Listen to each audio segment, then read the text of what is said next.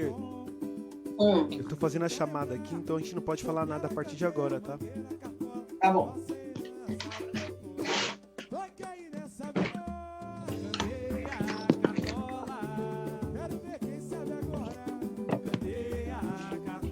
Vai, vai, vai.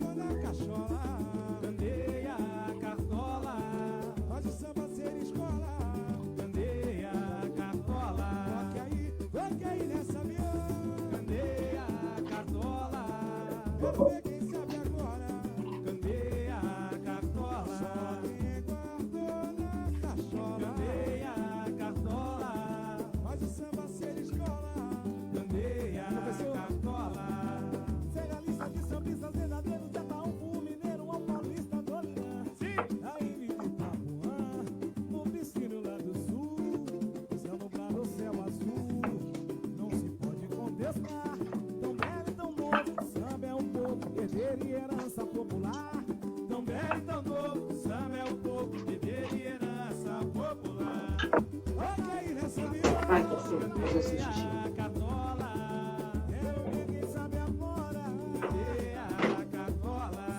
Vai.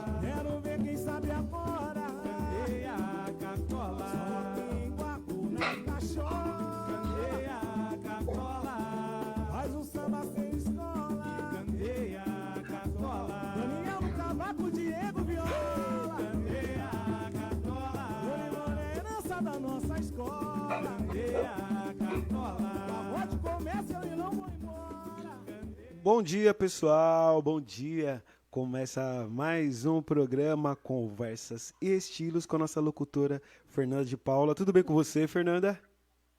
Bom dia, Rick. Bom dia, meus amigos, minhas amigas, ouvintes. Bom dia a todos vocês que acompanham o nosso programa a cada edição. Nós estamos, então, passando por esse momento de isolamento, mas muito próximos, né, com o nosso coração, né? E mais uma edição digital, à distância deste nosso programa, porque se preservar se faz necessário, né? Lembrando que o programa Conversas e Estilos é uma iniciativa da UNEGRO, União de Negras e Negros pela Igualdade, e mais uma vez, nessa edição, eu venho a agradecer a todos vocês que nos acompanham e aquele que me move, né? Que me estimula, que me impulsiona, me incentiva. Rodrigo Augusto, muito obrigado por estar sempre conosco, acompanhando, estimulando, incentivando cada edição do nosso programa. Ele realmente é uma pessoa muito especial e que faz toda essa situação aqui acontecer da melhor forma. Hoje, nessa edição, nós teremos um convidado muito interessante, muito especial. Ele é professor de história, é um historiador, geógrafo, ativista cultural e ambientalista, morador na cidade de Guarulhos, é o nosso querido Ricardo Bueno. Muito bom dia, Ricardo. Bom dia, como estão Seja aí? Nossa, bem-vindo. obrigado. Estou bem feliz de poder participar hoje do programa e bem animado com com essa nossa conversa. Estou bem Ai, feliz que mesmo. bom. Bom dia a todos aí. Ai, que bacana. Saiba que é um prazer enorme ter você aqui conosco, e que essa casa, ela é sua, tá? Ela é minha, ela é sua. Então, e você esteja à vontade para estar aqui conosco na Rádio Boa Música FM, sempre que você considerar necessário, sempre que você quiser. Você é sempre muitíssimo bem-vindo, viu?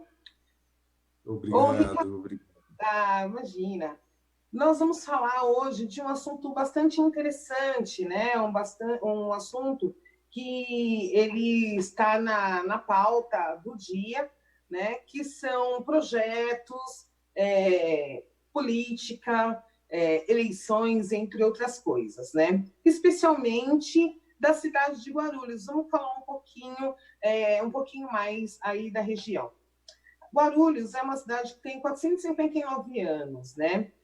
Tem 1.365.899 habitantes, com IDH alto de 0,763, um PIB per capita de 40.367, que é bastante interessante. É a segunda cidade mais populosa do estado, a 13ª mais populosa do Brasil e a 53ª mais populosa do continente americano. Olha só, hein? Que demais! Muito interessante esses dados, né? Bom, Ricardo, eu queria começar esse nosso bate-papo aqui fazendo uma pergunta para você diretamente no sentido político. O que levou você a se tornar um pré-candidato a vereador na cidade de Guarulhos? Então, vamos lá.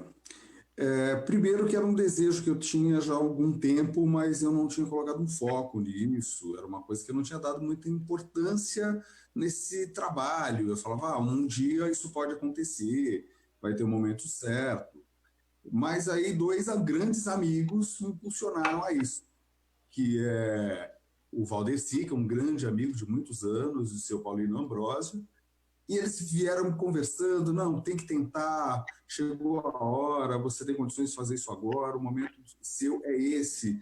Pensa bastante, reflita bastante sobre isso. E eu acabei pensando realmente nisso e decidi me candidatar, assim, sou pré-candidato, né, pelo Podemos, recebi convite do Podemos para isso, e estou bem feliz com essa minha decisão, de poder me dedicar a isso de uma forma legal, tirando aquele peso todo político, né? Que toda vez que a gente fala em política vem um peso junto. Então eu tô despido desse peso político, tô vindo de coração mesmo, disposto a isso.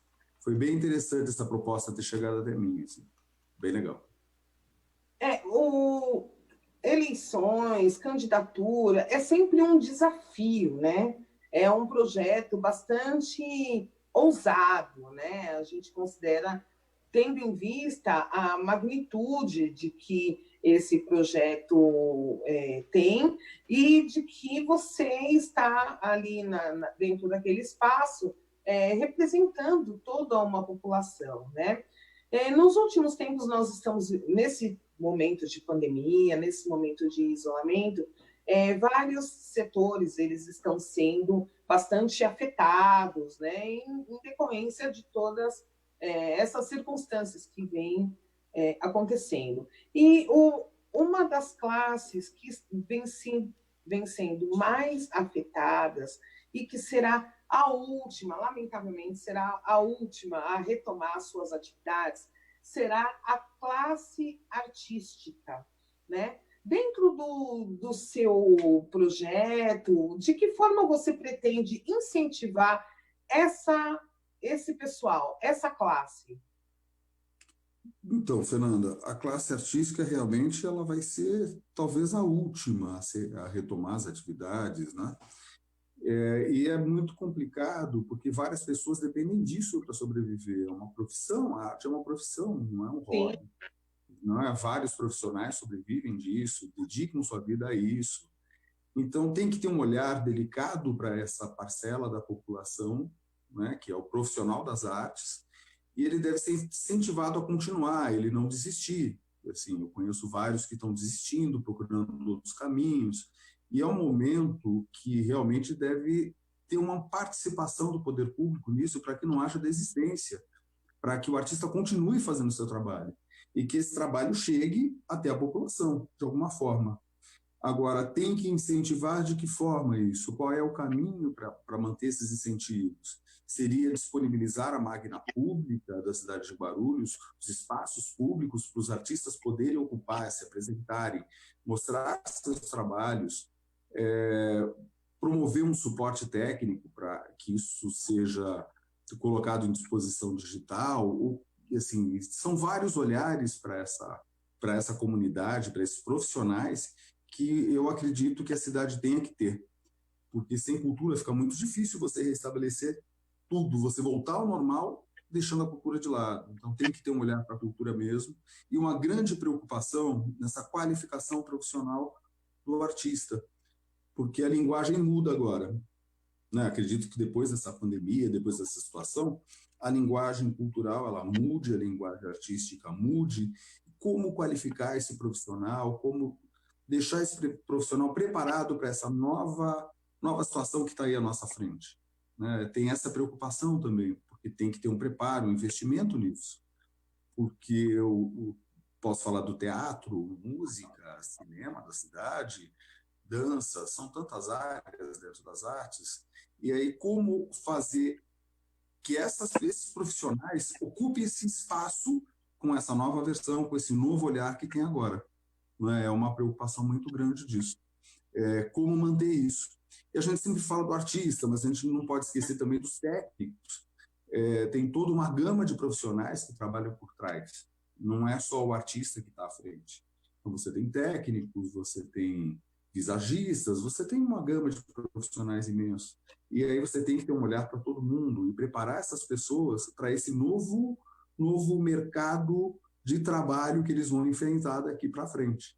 Que fazer arte é um mercado de trabalho também, é uma profissão, né? A gente não pode deixar de falar isso, que é um trabalho. É verdade. Você sabe que ontem passou na mídia aberta que grandes espetáculos, eles, claro que foram cancelados, mas profissionais, exatamente essas pessoas que ficam atrás das cortinas, né? Que são iluminadores, figurinistas, visagistas, cenógrafos, entre outras coisas, as pessoas que haviam sido contratadas, elas acabaram sendo dispensadas, porque não tem previsão, né, para a retomada desse campo de atuação dentro dessa área, o que é muito triste, né, porque são profissionais específicos que são direcionados a são qualificados e direcionados a desenvolverem as suas funções dentro deste universo, né, do universo do entretenimento, e que, em decorrência de toda essa situação, estão aí disponíveis, né, e ficarão por algum tempo. Então, eu penso como você, eu acho que a partir da pandemia, nada será como quando nós voltarmos, né, quando acabar o isolamento social, tudo será diferente, né, a gente tem que estar meio preparado para isso. No campo da educação, qual seria a sua prioridade, Ricardo? Então, no campo da educação, eu penso muito na questão da sustentabilidade. É algo que deve ser investido na educação, porque assim, o planeta está reclamando. A gente vê essa pandemia, não tem como falar que o planeta não está reclamando, que não é uma contramão da poluição, né, do desmatamento. Então, assim, tem que ter uma consciência já plantada lá na educação, desde o jovem. Isso deve ser inserido na educação mesmo, essa consciência, e eu acho que é o grande carro forte da educação. Pensar na sustentabilidade. A gente descarta muito, a gente não direciona nada, a gente não reutiliza nada. Estamos aprendendo agora nesse momento, né? Muitas pessoas estão se dedicando a esse aprendizado, mas eu acredito que a educação, que deve mudar, é realmente colocar um foco nisso, para a gente ter uma condição de vida melhor. A partir daí, eu acho que a gente consegue ter uma população que consiga viver melhor nesses próximos tempos que estão vindo aí. Então, foi uma grande sinalização essa questão da pandemia, né? O planeta está reclamando, a gente está vulnerável a tudo isso, mas são coisas que nós mesmos que eu acredito que nós temos provocado isso. Porque, por exemplo, eu moro em Guarulhos, no bairro da Água Azul, que tem um mirante maravilhoso. Realmente é um lugar assim que você tem vista para São Paulo todo. Mas o lixo depositado lá, eu fiquei impressionado com isso. Tem muito lixo. Então as pessoas não têm uma educação, né, quanto a isso, como preservar esses lugares. As pessoas não têm um olhar para a sustentabilidade. Por que elas descartam tanto? Tem coisas que podem ser reutilizadas. Eu acho que o caminho da educação é por aí. A gente está no momento de educação à distância, eu sou professor, então participo disso, dessa educação à distância. É um momento muito delicado, há uma cobrança muito grande do poder público para que dê certo essa educação à distância, mas há uma questão, assim, o jovem, o aluno, ele tem que ter a tecnologia para isso. Muitas vezes ele não tem. E ele está numa situação muito precária, então tem famílias que estão desempregadas. E não tem tecnologia, não tem internet, não tem o equipamento, não tem o momento. Tem famílias que têm 5 filhos, 6 filhos. Eles não têm esse equipamento para 6 pessoas para poder fazer essas atividades que são propostas, assistir essas aulas. Então, assim, tem que pensar, repensar nessa situação quanto à educação da maneira que está sendo feita. Eu acredito que quando voltarmos para a sala de aula, tudo terá mudado. A tecnologia será presente na educação, mas os jovens, eles não têm esse equipamento. Quando eu falo isso, eu falo de periferia, mas eu não falo só da periferia. O próprio jovem que mora em alguns bairros mais desenvolvidos, eles também não têm acesso a isso, não têm equipamento para corresponder a isso, não é? Às vezes as famílias têm um notebook e 2 celulares para 8 crianças. Então eu não sei como vai ficar, qual é o resultado desse trabalho que a educação tem feito, né? A educação do Estado de São Paulo tem feito um trabalho, um empenho muito grande, os professores estão se empenhando ao máximo para poder ter um resultado nisso, mas eu não sei que resultado vai ter. Assim, vários não têm acesso. Infelizmente, eu posso falar por experiência minha, eu tenho turmas de 44 alunos que 2 conseguiram ter acesso a essa tecnologia, o restante não. E aí, como faz nesse momento de pandemia? Não é complicado isso, ter esse olhar para a educação. E pensar, nós vamos voltar. Daqui a pouco nós estamos na sala de aula. Como vai ser isso? Que tempo teremos para poder rever tudo isso que ficou para trás? Como não perder esse aluno, porque ele vai perder o foco da escola? Como retomar isso? Então, são questões que devem ser questionadas mesmo quanto à educação. Então, a minha preocupação com a educação é muito essa. E também quanto aos profissionais da educação. Muitos professores estão surtando, não tem outra palavra, porque a gente está trabalhando 3, 4 vezes mais do que antes. E tem muito professor surtando, né, que não sabe mais o que fazer, não sabe mais como fazer, porque ninguém teve preparo para isso também. Então, a educação passa por um momento muito delicado. Tá? Eu acho que, quanto à educação, é isso. Mas, se falar em projetos para a educação, eu volto a frisar, eu acho que deve investir na sustentabilidade, na preservação ambiental, porque não dá mais. Assim, está muito complicado. Então, a educação ela está para além da sala de aula, né? Ela também dialoga com o meio ambiente, ela dialoga com outros setores da sociedade. E a gente, dentro do plano de governo do Estado de São Paulo, a questão da educação à distância, ela está sendo impactada de uma forma não... Claro que a intenção e a ideia ela é fantástica, no entanto, conforme você mesmo coloca, não está sendo, a abrangência não está sendo a contento, né?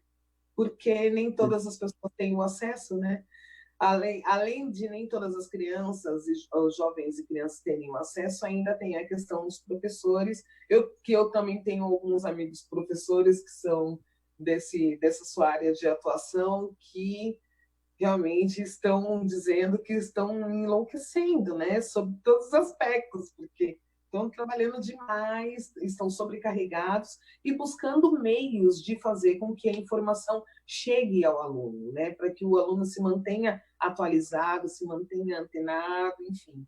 É bem complicado, né? Agora, isso também reflete a questão da educação, também ela tem um outro viés, que é a questão da qualificação, né? Então, nesse momento, o mercado de trabalho ele está sendo muito cruel com os menos favorecidos, né? Então, muitas empresas, muitos empregadores dispensando seus profissionais, profissionais domésticos também que não estão sendo remunerados durante esse período, né? Não, as vagas que tem em aberto, elas são muito direcionadas neste momento, elas são mais direcionadas à questão da saúde, tecnologia e comércio no sentido de comércio de varejo, né, como supermercados, entre outras coisas, mas na maioria das vagas elas exigem uma maior qualificação, né? E as pessoas estão esse caos, esse colapso da saúde aumentou absurdamente o indicador do desemprego em todo o estado, né? E aí eu queria saber de você, quais as medidas a serem tomadas para impulsionar o mercado de trabalho? O que você acha? Qual a sua opinião sobre isso? Então, estamos num momento muito difícil quanto a essas pessoas que você mesmo abordou, né? Essas profissões que você mesmo abordou. É um momento muito difícil. As pessoas estão perdendo empregos, as famílias, tem famílias inteiras desempregadas, a situação está muito difícil, e a gente esbarra num outro problema na economia, o que vai ser daqui a pouco. Que empresas vão sobreviver daqui a pouco para poder contratar essas pessoas? E que serviços essas pessoas vão poder desempenhar daqui para frente? Como vai ser isso? Então, você tem que preparar esse profissional para encarar essa nova frente de trabalho, porque tudo está mudando. Não tem como falar que não vai mudar. Vai mudar. As relações de trabalho mudam, várias pessoas estão em home office, mas será que eles vão continuar em home office? Eles vão voltar para suas empresas? As pessoas que estão desempregadas, elas vão conseguir ocupar o mercado de trabalho de que forma? Então, eu penso que isso tem que haver uma formação profissional, e essa preocupação acho que já deve ser imediata. As pessoas devem se qualificar, as pessoas devem se preparar para reassumir esse mercado de trabalho, mas a questão é, de que forma? O que haverá de empregos para essa população que está desempregada? É uma população, são muitas pessoas desempregadas, e como elas vão ocupar esse mercado de trabalho? O que esse mercado de trabalho precisa de formação profissional, de qualificação profissional para que eles consigam ocupar? É uma preocupação muito grande, até a gente fala das famílias, mas tem os jovens que estão chegando no mercado de trabalho agora. Não é? Eles estão chegando agora. O que eles vão encontrar? Não é? Tem vários jovens de 17 anos, 16 anos, e que estão se preparando para provas, vestibulares, fazer suas faculdades, mas o que eles vão encontrar no mercado de trabalho? Que formação é essa que eles vão ter para esse novo mundo que está acontecendo? Que várias profissões acabam sendo extintas, né? Muita coisa está mudando. E aí, como é que ele vai ocupar? Que mercado ele vai ocupar? Então, a minha preocupação quanto a um projeto público, que é a obrigação do projeto do poder público fazer, é realmente preparar essas pessoas para ocupar esse mercado de trabalho.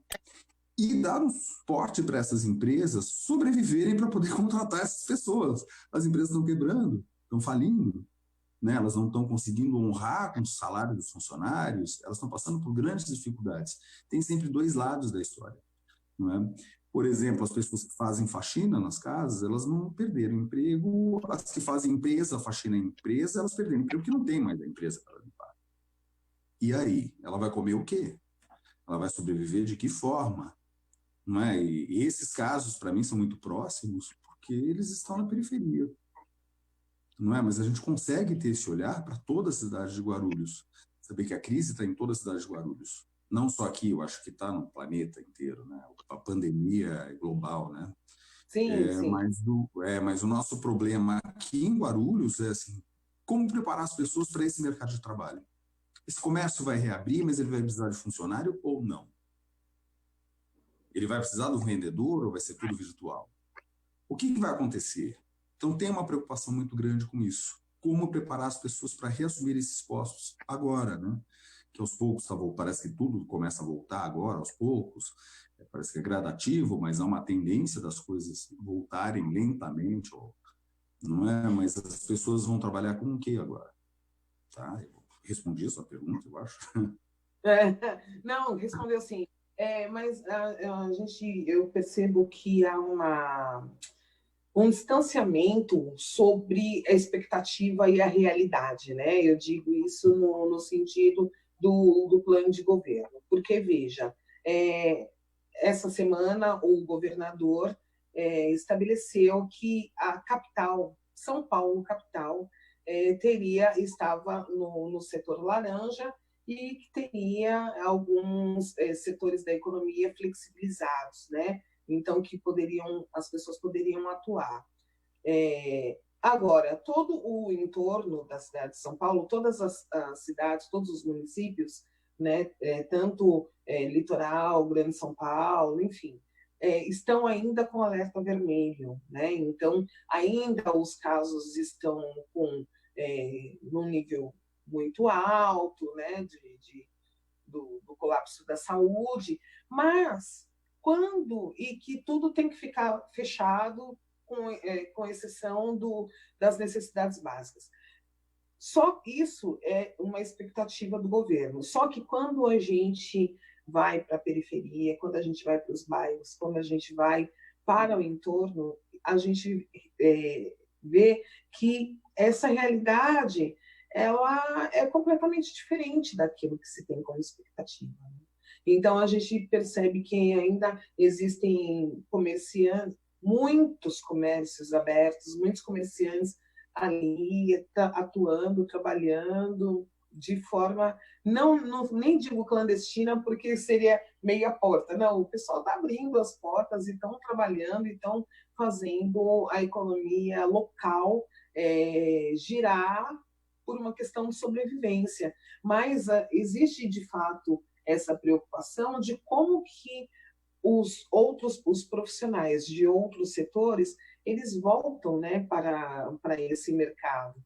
E aí eu volto a dizer, volto a falar a respeito do nosso bate-papo da pergunta anterior, né, na questão da educação, da qualificação, de como buscar a informação, né, em tempos de isolamento, tendo visto que nada que é físico e é palpável nesse momento, ele é permitido, né? E aí você cita na sua plataforma política, fala algo sobre biblioteca digital. Eu gostaria que você explicasse um pouco para nós o que é a biblioteca digital, de que forma que as pessoas teriam acesso, qual é a proposta em relação a isso? Sim, vamos lá.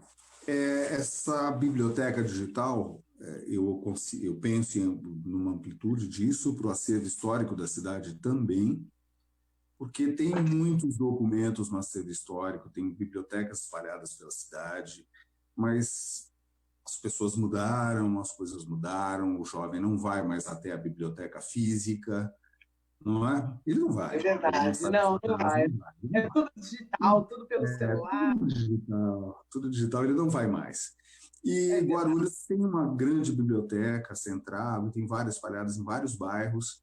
Então, o pensamento de tornar isso tudo digital para tentar chegar até esse jovem, esse material, eu acho que é uma coisa muito importante. O importante é chegar até eles, porque não está chegando. Eles não vão às bibliotecas. A hora que eu abrir a biblioteca, eles não vão para a biblioteca. Então, eu penso realmente em ter essa biblioteca digital na cidade. E principal, assim, esse acervo histórico da cidade, que ele é meio fechado, também abandonado, e digitalizar isso tudo, todos esses documentos, para eles ficarem à disposição da população, para consulta a qualquer momento, e eles não estão à disposição. Não é? As bibliotecas estão fechadas nessa pandemia, então a internet tem muita coisa que o jovem consegue acessar, mas e a cidade? O que ela oferece? Não é para esse jovem? Ele vai sempre ter que consultar fora, ele consegue consultar as coisas da própria cidade. Não é? O que a cidade pode dar de suporte para o próprio cidadão, né, quanto a essa informação. E de que forma isso vai chegar? Porque tem que fazer uma campanha para que o jovem também acesse isso, né, para que as pessoas acessem esse acervo digital. Então, seria realmente tornar essas bibliotecas que são físicas e ter um acervo digital e que o jovem seja incentivado a acessar isso. Tá bom? Entendi. Não, é importantíssimo, né, estar atualizado e atualizar as informações, né? A gente está vivendo um momento em que a tecnologia ela realmente se faz muito presente sobre todos os aspectos, né? Inclusive a questão das consultas, da busca da informação, né? Então, o celular é uma grande arma, no melhor do sentido, né, da palavra. Ele é o grande companheiro, tanto o celular, o computador, seja o equipamento que for, que dá acesso, né? E digitalizar a informação e ter informação, né? E a cidade poder dispor deste acervo de uma forma contemporânea é um grande ganho, né? De grande valia. Eu tenho certeza disso. Você... Algo... Desculpe, pode falar. É algo que fica pelo resto da vida, né? Se der esse passo, é algo que vai se perpetuar, né? A gente tem também, falando da Academia de Letras de Guarulhos, tem grandes escritores na cidade, grandes autores que têm timidamente seu trabalho divulgado. Se você consegue disponibilizar isso digital, realmente eu acho que consegue dar uma visão maior para essas pessoas e a gente consegue alcançar, né, o objetivo de chegar à informação. Tá? É isso aí, é isso aí. E a questão da Fazenda Candinha?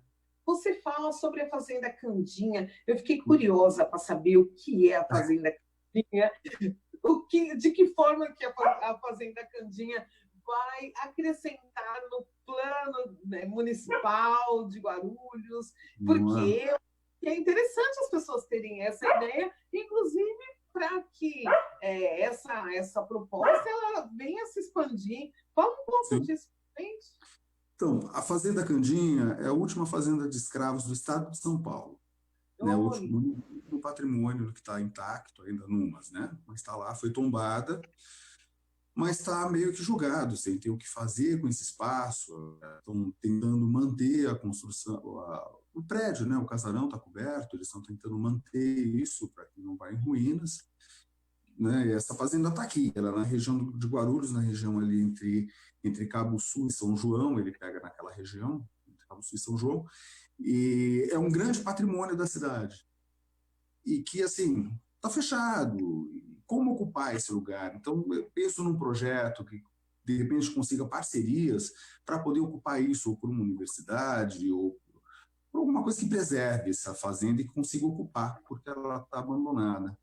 Quando eu falo Fazenda Candinha, a gente também tem alguns patrimônios na cidade que estão na mesma condição. Então, eu falo muito da Fazenda Candinha, mas a gente tem uma parede de taipa que é feita pelos escravos, né? Que ela está ao lado de uma rua. Então, os carros passam do lado, está essa parede sem proteção alguma, e ela está se decompondo a cada dia. É um patrimônio histórico da cidade.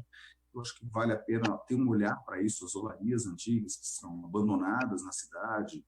Acho que tem que ter um olhar para ocupar esses espaços, para que a população consiga ocupar e ter a consciência disso. É da cidade, isso é um patrimônio da cidade, ele faz parte dessa história. Então, um olhar da Fazenda Candinha é justamente esse, tentar parcerias para poder ocupar isso, ou por universidade, ou por pesquisadores, mas preservar esse espaço. Realmente, ele foi tombado, mas tem que ocupar, ele está abandonado. Tá? O olhar para a Fazenda Candinha é esse. Entendi. Não, mas é interessantíssimo, né? E eu imagino que para você que é um historiador, né, e morador da cidade, você tenha contato com vários outros equipamentos e acesso a vários outros monumentos que também precisam de preservação, né? E precisam ser recuperados, enfim. Né? E a parceria é fundamental, né? Para a preservação histórica da cidade. Né? E dentro desse contexto, como que você considera que como que você considera que hoje estão os equipamentos públicos aí na cidade, eu digo no sentido, dentro desse contexto mesmo, no sentido da preservação, da ocupação, porque às vezes tem algum aparelho público, algum equipamento que poderia ser melhor aproveitado para estudos, pesquisas, até mesmo para a questão da arte, da cultura. Como que está isso aí em Guarulhos? Então, está meio parado em Guarulhos, não está tendo um olhar para isso, né? Guarulhos realmente tirou as mãos, tirou um olhar disso. Esse prefeito atual, ele encontrou um problema na cidade muito grande, com dívidas, e ele meio que direcionou as verbas para isso e tirou o foco dessas outras áreas. Mas são áreas que tem que ter uma atenção para isso, porque estão se perdendo. Aqui tinha um espaço no centro de Guarulhos, é um exemplo que eu vou dar, próximo ao centro, que era um matadouro antigo. Grande parte foi demolida e vão ser construídos prédios lá, não teve uma ação de tombamento do lugar ou de reapropriação, assim, ou de utilizar isso. Muitos equipamentos da cidade, eles não estão sendo ocupados pela população. A gente tem teatros na cidade, a gente tem salas de aula, a gente tem várias coisas que realmente não estão sendo ocupadas. Não tem um projeto dedicado a isso, a essa ocupação, pela população, ou por artistas da cidade. Os artistas da cidade, a cultura da cidade não consegue chegar perto desses equipamentos. Então, eles acabam se deteriorando. Não é? A gente tem um grande teatro no centro de Guarulhos, que é o Teatro da Massor. A ocupação dele é lenta, até porque ele está lá, assim, tudo bem que estamos na pandemia, mas ele já está há algum tempo direcionado à ocupação de outra cidade, não do cidadão, né, de Guarulhos. Os artistas da cidade não ocupam, ocupam minimamente, né? Mas tem outras máquinas que poderiam ser disponibilizadas para esses artistas da cidade, e não são. Né, eles estão num momento de pausa para isso. Vamos retomar isso, né, ocupar isso. Como que você acha que seria, qual você acha que seria a medida mais adequada de apoio, apoio e sustentação para essa classe artística da cidade que está vivendo esse processo de desemprego, enfim, como a gente falou, né, no início, né, como será provavelmente a área de cultura e entretenimento será a última a ser retomada, né? Como que você acha que a cidade poderia acolher e dar suporte para que esses profissionais eles consigam se manter? Então, é um grande problema, né? Como esses profissionais estão se mantendo hoje, né? Conheço vários que estão vendendo coisas na internet, estão realmente mudando de área. E a cidade ela tem que ter um papel importante nisso, o poder público tem que ter um papel importante nisso, para fomentar essas pessoas a não abandonarem a arte, continua fazendo sua arte, continua fazendo suas coisas. Eu não sei se é através de um edital, tem que pensar realmente nisso, de como chegar a essa classe, como fomentar ela para continuar fazendo cultura, para ela não parar. Tem vários artistas que são de periferia, que realmente eles estão desistindo. Então, é uma preocupação minha, eu penso muito nisso. Quanto artista também, eu também sou artista, sou iluminador e artista, como manter essas pessoas, mas eu sou um pouco contra aquilo, vai dar o dinheiro para o cara de presente. Não, realmente ajudar ele a fazer a arte dele. Como o Estado consegue fomentar isso, pagar isso para que ele, sabe, de uma forma legal, para que ele possa fazer o trabalho dele, para ele continue pesquisando, para que ele continue preparando e não parar o seu trabalho. Eu acho que isso é através de edital público mesmo, promover alguma lei, como São Paulo tem algumas leis de incentivo à cultura, ou tinha, né? Mas promover realmente uma lei de incentivo à cultura para que isso aconteça. Tá? Para que o dinheiro chegue até o artista, para que ele possa... Até chegue até o artista, é importantíssimo. Ricardo, você também é ambientalista, né? E Sim. eu gostaria de saber, dentre tantas outras atividades, você também preserva o meio ambiente e tem um olhar bastante sensível para este setor, né? O que você pensou como medida para a preservação ambiental?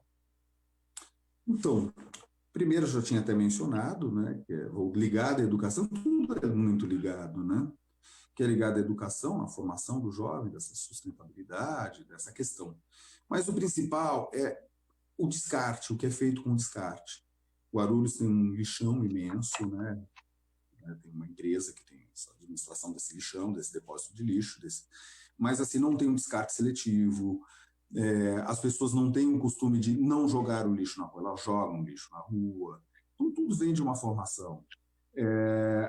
A questão do descarte é muito importante. Assim, não tem qualquer lugar de Guarulhos que você ande, você encontra lixo na rua. É fazer realmente uma campanha para que isso não aconteça, para que haja um olhar para poder fazer a seleta de lixo, né? Para que as pessoas também utilizem essas coisas, elas aprendam a usar a garrafa PET, não tem que jogar fora, elas podem reutilizar para tantas outras coisas, mas vai tudo numa formação. É uma ação de formação.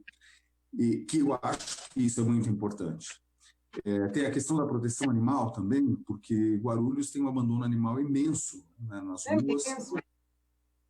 Tem, assim, é imenso o abandono do animal nas ruas, e são poucas pessoas que têm um olhar para poder cuidar desses animais, amparar, recolher esses animais, e tem condições de maltrato aos animais em Guarulhos ainda, isso existe, né?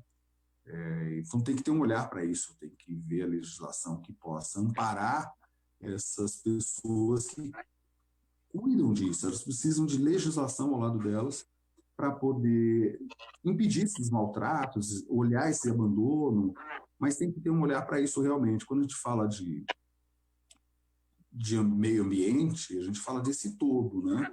Mas o que é mais complexo em Guarulhos é o lixo descartado. É terrível, né? Assim, não tem. Você vê lixo jogado para todo lado. A prefeitura até tenta fazer o papel dela de recolher em algumas áreas, mas assim, Guarulhos é grande, é muita gente. E como resolver isso? Na educação. Então eu volto a esbarrar naquela questão da educação, de como preservar esse meio ambiente. Guarulhos também tem uma questão quanto à poluição, né, dos rios, dos córregos, os esgotos ainda são lançados em alguns córregos. Ainda tem essa questão, ainda é presente em Guarulhos, então tem que ter um olhar para isso. Como resolver isso? De que forma o poder público pode atingir realmente a periferia para que esse córrego não seja contaminado, para que ele não seja poluído. Guarulhos, até pouco tempo, ele poluía o rio Tietê, por exemplo. Ele sujava o rio Tietê, até pouquíssimo tempo. Então tem que ter um olhar para como Guarulhos resolver essa questão, mas eu acredito muito na formação, na educação. E você deve educar desde criança para isso, formar desde criança para que quando daqui a pouco ele esteja conduzindo essa cidade de uma forma sustentável. Então a preocupação com o meio ambiente é essa. Tem muita área de invasão, o Guarulhos tem uma área muito grande florestada, que é a reserva ambiental, mas gradativamente isso está sendo ocupado por algumas plantações, não é nem para moradia, o pessoal não está invadindo para morar. Tem muita gente invadindo que está fazendo plantação, está desmatando e ocupando esses espaços de forma irregular, né? Que também tem que ter um olhar para isso. O Guarulhos não é só a indústria, ele tem tudo isso. Tem que olhar para isso, senão o Guarulhos vai acabar, gente. É Esse verdade. patrimônio vai acabar. Nossa, isso é muito, muito sério, né? A questão do meio ambiente, nesses tópicos que você elenca, é muito sério, precisa ser analisado com mais cuidado, né? Precisa de um olhar especial, né, para isso. E nessa sua última fala, você disse um pouco sobre a questão das crianças, né, dos jovens, da educação, inclusive sobre o contexto de preservação. Na sua opinião, como que está a situação dos nossos jovens? Como que você vê a situação do jovem atual? Então, a situação do jovem atual é complicado falar disso, né? Porque assim, o jovem tem dois, três tipos de jovem, mas todos são jovens. Se você tiver um olhar para o jovem da periferia, ele é de uma forma, ele tem uma realidade, ele tem uma perspectiva. Se você olha para o jovem mais próximo ao centro, ele tem outra perspectiva. Mas são todos jovens, né? E assim, a grande preocupação é que adulto vai virar. Desculpa falar assim, mas hoje são jovens, são crianças, mas vão virar adulto daqui a pouco. Que tipo de jovem, que tipo de adulto vai virar? Né? Quem vai estar tocando esse planeta todo, essa cidade toda, são os jovens. E o que eles, assim, a realidade deles é muito difícil, porque eles vivem isolados, né? Por exemplo, você vai para a periferia, o mundo dele é a periferia, ele não tem acesso, ele não conhece o centro de Guarulhos. Até ele se refere, é engraçado, em Guarulhos, né? Se falar na periferia, quando ele fala que vai ao centro, ele fala, vou para Guarulhos. Então ele não tem essa relação. E a relação de trabalho, a relação com os estudos do jovem, ele não tem uma perspectiva.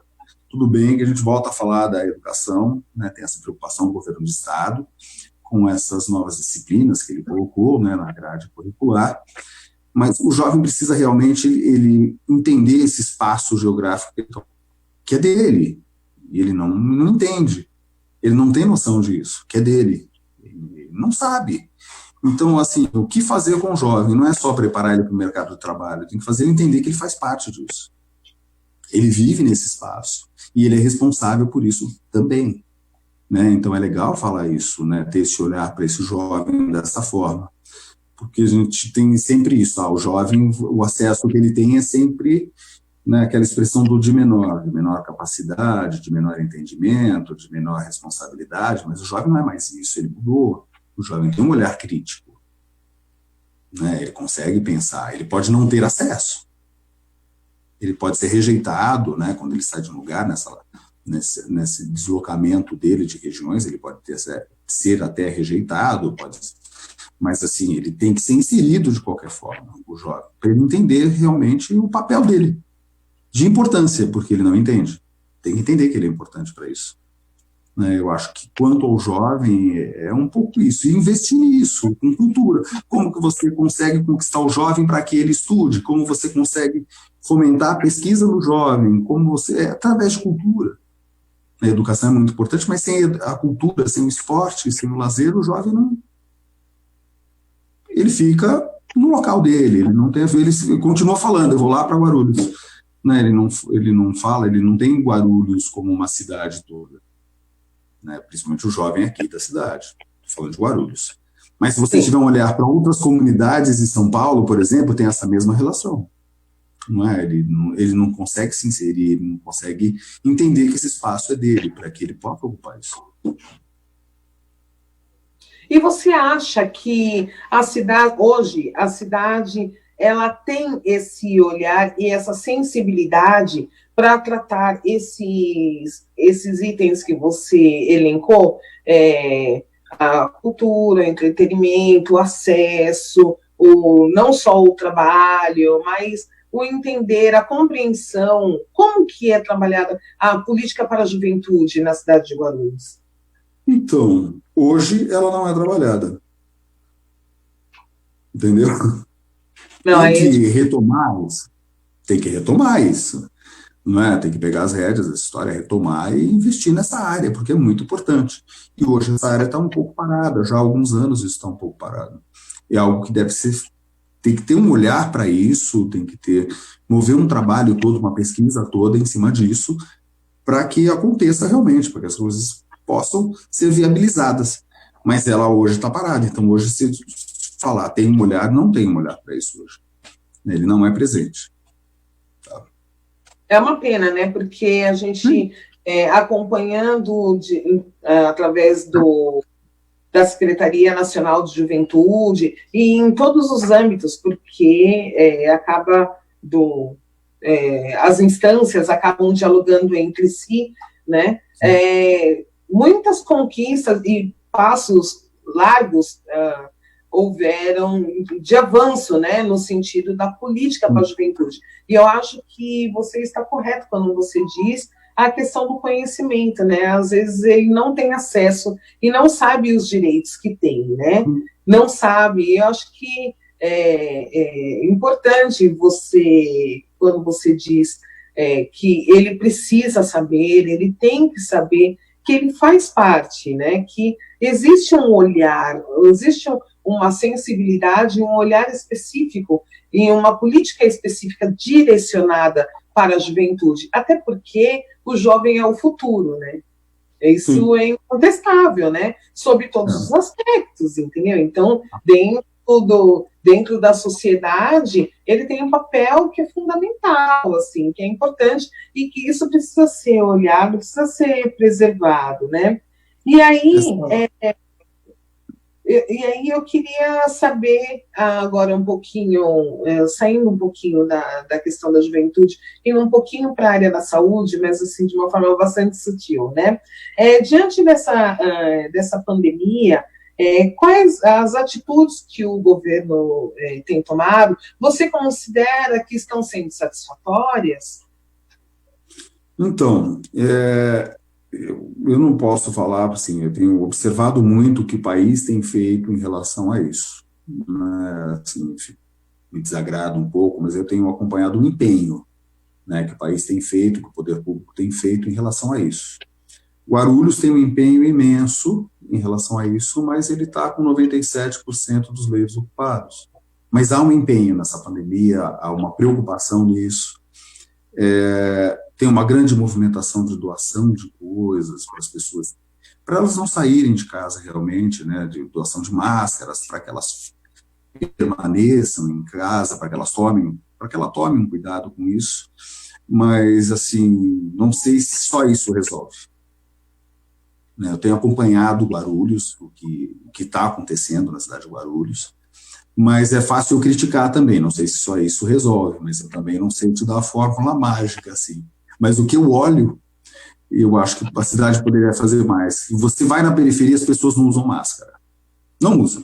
Se eu falar que usam, eu vou estar mentindo para você, eu não quero mentir. Você vai para qualquer periferia da cidade, as pessoas não usam máscara. Ninguém está em casa, está todo mundo na rua. As pessoas estão de férias. As pessoas não estão em confinamento, elas não estão numa quarentena, elas estão de férias. Né? Então precisa ter essa consciência. A cidade está fazendo o seu papel, que eu acompanho, eu vejo, não vou dizer que não, está fazendo o seu papel, mas a população não está fazendo, a periferia não está fazendo, mas a informação chegou lá até eles, ou chegou o recurso para que eles fiquem lá, né, realmente dentro de suas casas, ou que tomem seus cuidados, mas as pessoas continuam jogando bola na rua. Né? As quadras estão sendo ocupadas na periferia, está todo mundo de férias, na realidade. Então, talvez falte um trabalho nesse sentido, de conscientizar o cidadão para que ele se cuide, porque a saúde está ficando complicada. Assim, chegou numa situação limite na cidade, 97% dos leitos, é muito complicado isso. Né? Só que você vai para a periferia, as pessoas estão de férias. Então, é fácil criticar, eu sei disso. Então, mas, assim, chegar até essas pessoas. Então, mas você sabe que quando você diz, né, que a gente, poxa, algumas pessoas criticam, né, mas a realidade de uma boa parcela da sociedade, ela é bem diferente daquilo que a gente tem, do que se tem como expectativa, né? Então, principalmente na periferia, aonde, para muitas pessoas que moram em algumas casas que têm poucos cômodos e muitas pessoas, algum é o quintal de casa, né? Então, precisa... Exatamente. Precisa ter esse cuidado e esse olhar, né? Então, eu acho que o papel do poder público é também ter um olhar mais sensível para essas situações, né? E eu acredito que a solidariedade é o que nos move nesse momento, né? Então, quando as pessoas elas se doam, né, em benefício de outras pessoas ou situações, né, especialmente nesse momento em que nós estamos vivendo, isso é de uma riqueza sem fim, né? Então, o trabalho solidário, seja na entrega de cestas básicas, na confecção de máscaras, na entrega de refeições para as pessoas em situação de vulnerabilidade, acalanta, pelo menos, né? Acalanta um pouco, porque tem muitas pessoas que não têm o que comer, de fato. Sim. Que não tem a menor condição, não tem condição de comprar um mantimento, de comprar um botijão de gás, né? Não tem condições de comprar o álcool em gel, o sabonete, o kit de higiene. Então, enfim, é bem difícil, né? Mas é preciso dar ajuda e um olhar diferenciado do governo, dos seus governantes, vereadores, né, para essa situação. Tem várias empresas que ajudam, né, que estão cumprindo o seu papel, estão contribuindo. Eu acompanho isso, eu vejo grandes doações, mas talvez essas grandes doações não estejam chegando onde tem que chegar. Entendeu? É uma outra questão, porque eu acompanhei esses dias mesmo, né, com todos os cuidados, com máscara, luva, tudo mais, eu acompanhei algumas periferias, e assim, tudo bem, fica em casa, eu sei que eu tenho que ficar em casa, mas eu tive que ir até lá. Não teve como, porque fazia parte do projeto que eu estava enganjado, eu tive que ir até lá. E as pessoas, elas, na hora que você chega com as coisas, né, para fazer as doações, elas querem mais que isso. Elas não querem só a comida, elas não querem só a cesta, elas não querem só a máscara. Elas querem o olhar amigo. Elas se sentem realmente excluídas de tudo. Isso eu pude acompanhar essa semana, assim, famílias imensas que moram em cubículos. E como vai segurar as pessoas dentro de casa? Como vão manter essas pessoas? Mas elas precisam ter consciência. Elas nem máscara estavam usando, nem os cuidados, nem higiene básica elas estavam tendo, por falta realmente do respeito, né? As pessoas não respeitam, não chegam até elas se sentem excluídas mesmo. Só o ato de você olhar para ela e falar, não, só usa máscara, não fica sem máscara, ela consegue entender. Esse gesto é muito importante, eu encarei como uma coisa muito importante. Claro que dependemos para essas doações de máscaras, alimentos, tudo isso, todo mundo está fazendo sua parte, todo mundo se esforçando, mas acho que dá para se esforçar mais, dá para reunir mais coisas, porque está muito difícil. Na hora que você olha de perto a situação, uau! Eu pensei que isso fosse distante, não é. É muito perto, muito próximo da gente. Né? E eu acho que todo mundo tem uma parcela de responsabilidade nisso, né? E tem que ajudar as pessoas realmente, que tem muita gente precisando. Eu encaro dessa forma isso. Você acha que o Brasil tem jeito? Então, nossa, que pergunta difícil, né? Se o Brasil tem jeito? Tem que ter, né? O brasileiro é corajoso, né? Olha aí um brasileiro aqui corajoso, querendo me tornar no futuro vereador, quem sabe, não é? Mas me empenhando para isso. Então, o brasileiro é muito corajoso. Então, eu acho que o Brasil tem jeito se você tiver um olhar realmente para a educação.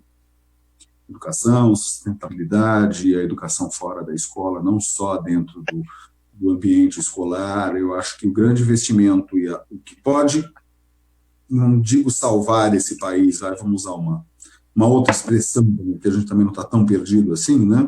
Mas o que pode dar um caminho melhor para o Brasil seria investir na educação realmente, educação, cultura, lazer, para a gente ter um Brasil melhor.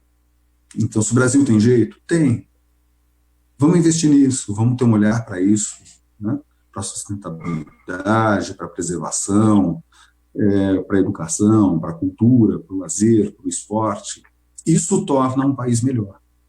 Né? Então, eu acho que vale a pena, né, a gente batalhar por isso. E o Brasil tem jeito, sim. Eu acredito que tem esse jeito. Eu acho que só faltam as pessoas que estão no poder ter esse olhar, né, de que a educação, a cultura, o entretenimento, o lazer né? Eles fazem parte da construção do país, né? De que existe uma gama de importância bastante relevante dentro desses setores para a construção e a construção e evolução do país, né? Então, eu concordo com você. Eu também acho que o Brasil tem jeito. Eu sou uma patriota, assim, uma amante, né, desse nosso país que é lindo demais, né? E aí eu gostaria, então, para a gente finalizar aqui, Ricardo, mas já dizendo que eu já vou ficar com saudades, porque o bate-papo está uma delícia, e eu gostaria de mais tempo, porque nós temos muito a conversar, eu tenho certeza que você tem muito mais a dizer, mas eu gostaria de que você deixasse aqui um recadinho para os nossos ouvintes, para as pessoas que nos acompanham, para as pessoas da cidade de Guarulhos, especialmente, né, pessoas essas que estão junto conosco, vivendo esse momento tão especial, né, lamentavelmente não é o dos melhores, mas que são sobreviventes, né, diante do caos. Sim. Primeira coisa que eu quero falar, assim, pessoal de Guarulhos, né, para todo mundo que está ouvindo, gente, não vamos desistir, não. Né? Vamos persistir nessa história, a gente tem que se cuidar para poder estar aqui presente, para continuar essa história toda. Vamos se cuidar, vamos ficar em casa, vamos usar máscara, vamos tomar todos os cuidados. Mas o principal, assim, lembrar que a gente é brasileiro, né? Que a gente tocou nesse assunto aí há pouco antes, a gente é brasileiro, a gente é corajoso, a gente é forte. A gente consegue improvisar tudo e resolver tudo. A gente sempre conseguiu, o brasileiro ele tem essa força, esse jeito brasileiro, que vem dessa miscigenação do Brasil, que vem dessa coisa que o brasileiro é muito forte. Não vamos desistir, vamos continuar, vamos erguer nossa cabeça. A crise está aí, a crise econômica está aí, mas o brasileiro ele consegue, ele tem força para isso. Então, vamos ter um olhar para as coisas, vamos ter um olhar para os jovens, vamos ter um olhar para a natureza, vamos ter um olhar para... Vamos tornar esse lugar um lugar melhor. Nós podemos fazer isso. Nós temos como fazer isso. Então, assim, é meio que um apelo. Né? Não desistam, nós podemos fazer isso. Tá bom? Eu acho que é isso que eu recado. É isso. Você, eu já era para finalizar, mas... Eu estou falando que, por mim, nós ficaríamos aqui horas batendo papo, né? Sim. Que é uma delícia conversar com você. Mas é o seguinte, dentro desse processo de isolamento, muitas pessoas estão não estão conseguindo administrar bem, psicologicamente, né, essa questão de ficar em casa, de não poder circular e desenvolver as suas atividades rotineiras, né? Dá uma dica para a gente do que fazer, o que você diria como dica, assim, de um livro, música, para a pessoa se entreter. O que você acha que seria interessante? Olha, eu até falo bastante disso, né? Você tem que se ocupar, né? Senão você vai surtar dentro de casa, você tem que se ocupar. Dá uma olhada para o seu lixo, vê o que você tem lá, o que você consegue fazer com o seu lixo, o que você está jogando fora, vê essas garrafas, o que você pode fazer, faça vasinhos de planta, plante coisas, leiam livros, ouçam músicas, tente enxergar nas pessoas que estão ao seu redor o lado bom das coisas, né, de estar nesse momento que a gente tem que estar confinado dentro de casa, assim, você tem que estar com a sua família, você tem que estar com aquelas pessoas dentro da sua casa, tem um olhar bom para essas pessoas e se ajudar. Mas dá uma olhadinha no seu lixo lá, tem muita coisa lá que dá para você fazer um vasinho de planta, você improvisar umas coisas, tem um olhar para o artesanato, para a arte que você faz, vai pintar, vai desenhar, não é? Vá cuidar das suas coisas realmente, que a gente nunca tem um olhar para isso. Né, no cotidiano, fora dessa crise, a gente não tem tempo para nada disso, e hoje a gente está tendo esse tempo, não é? Então, vai lá, arruma suas coisas, vá ver, limpa um armário, veja o que você pode doar, o que não serve mais, isso tudo ajuda como uma terapia, né? Você observar o que você tem, o que você não usa mais, que utilizar as panelas que não usam mais, né, as garrafas PET, os cartuchos de tinta, vê o que você tem, você pode fazer com isso. Mas tem um olhar para isso, né? Para dentro da sua casa. E faça as coisas. Com certeza você não vai ficar maluco dentro de casa se você fizer tudo isso. É verdade. É verdade. Entretém, né? Sim, Tá sim. ótimo, então. Tá bom? Ricardo Bueno, querido, você, olha, realmente fez do nosso dia e do nosso programa uma edição especial. Ricardo Bueno Darasso, você é uma pessoa muito querida, muito obrigado por ter se disponibilizado a estar conosco nesse momento. A gente sabe que você tem muitos compromissos, tem muitas atividades a exercer mesmo à distância, e estar com você aqui nesse momento para nós foi um ganho, né? É uma riqueza, as suas informações, né? Tudo que você diz realmente nos acrescenta muito. Eu gostaria de agradecer então a você por esse momento e agradecer a todas as pessoas que nos acompanham, a todos os nossos ouvintes, a todas as pessoas que estão aí assistindo o nosso programa. Muito obrigada, e sábado que vem tem mais. Tchau, tchau, gente. É isso aí, pessoal. Muito obrigado e até a próxima. Fique com a nossa programação 24 horas e os programas ao vivo. E não esqueçam, daqui a pouco tem o programa Fala Paixão aqui na Rádio Boa Música FM. Tchau, Fernanda. Muito obrigado e parabéns por mais um programa. Tchau, tchau. Tchau, tchau.